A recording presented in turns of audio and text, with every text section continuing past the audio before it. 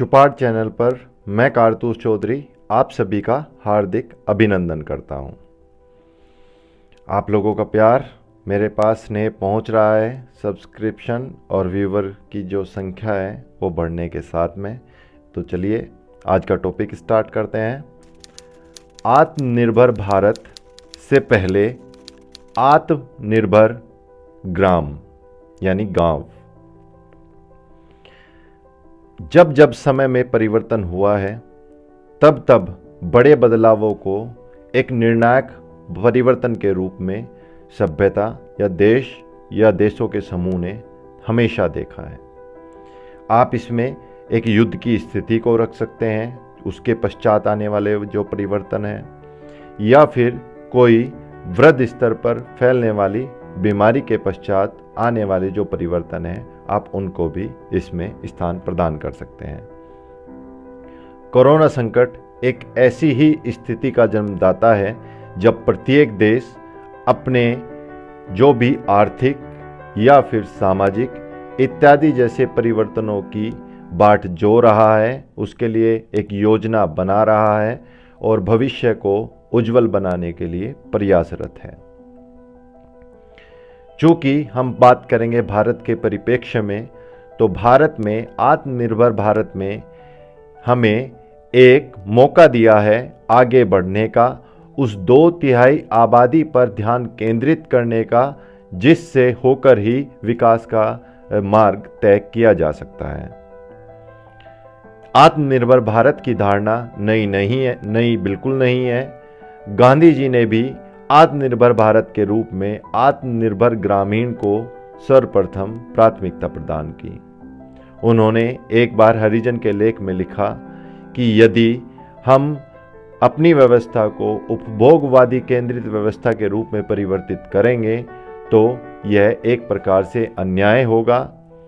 यदि हम चाहते हैं कि हमारा विकास लंबे समय तक बना रहे तो हमें गांवों पर ध्यान देना होगा, उस न्यूनतम उत्पादन इकाई पर ध्यान देना होगा जहां पर हम उत्पादन से लेकर शिक्षा इत्यादि जो भी आवश्यक मूलभूत आवश्यकताएं हैं उनको प्राथमिक स्तर पर हम निर्माण कर सकें, उनको उत्पन्न कर सकें। यदि हम कुछ शहरों के आधार पर अपने विकास की बाट जो रहे हैं तो यह ना तो लंबा होगा, ना सस्टेनेबल यानी संपोषणीय विकास कहा जाएगा, और जल्दी ही वह अपने धरातल को छोड़ देगा। यदि हमें अपने देश के विकास को स्थायित्व प्रदान करना है तो हमें न्यूनतम इकाई कहे जाने वाले गांवों पर ध्यान देना होगा। वर्तमान भारत की आत्मनिर्भर भारत की योजना नीति में वह झलक साफ दिखाई देती है, जहां पर स्मार्ट शहरों की अवधारणा से अलग गांवों पर ध्यान अधिक केंद्रित किया गया है, क्योंकि सरकारें जानती हैं कि 2/3 आबादी गांवों में बसती है। उदाहरण के तौर पर जैसे अगर हम बात करें मनरेगा की, जिसमें 40,000 करोड़ रुपए की अतिरिक्त वित्त की व्यवस्था की गई है, वहीं किसानों के लिए 2 लाख करोड़ की अतिरिक्त किसान क्रेडिट कार्ड के लिए व्यवस्था की गई है।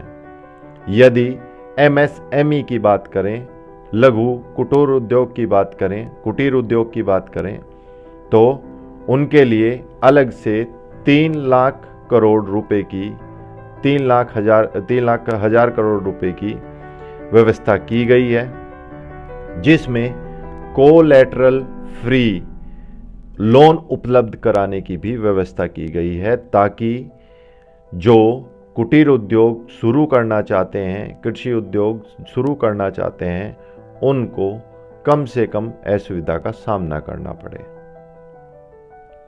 यानी अगर आप कोई उद्योग शुरू करना चाहते हैं तो उसके लिए आपको लोन आसानी से मिल सकता है। देखना यह है कि भविष्य के गर्भ में ये 2/3 जनसंख्या के आधार पर तैयार किए जाने वाले विकास की पृष्ठभूमि कितने समय तक स्थायित्व को बनाए रखेगी।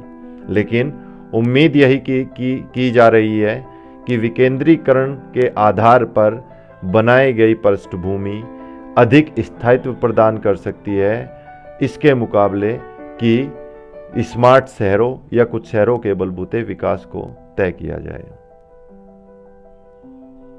आपको ये सुझाव कैसे लगे? आपके सुझाव आमंत्रित हैं। चैनल को सब्सक्राइब करना मत भूलिएगा। अगर वीडियो आपको उचित लगे तो इसको आगे बढ़ाइएगा। राम राम।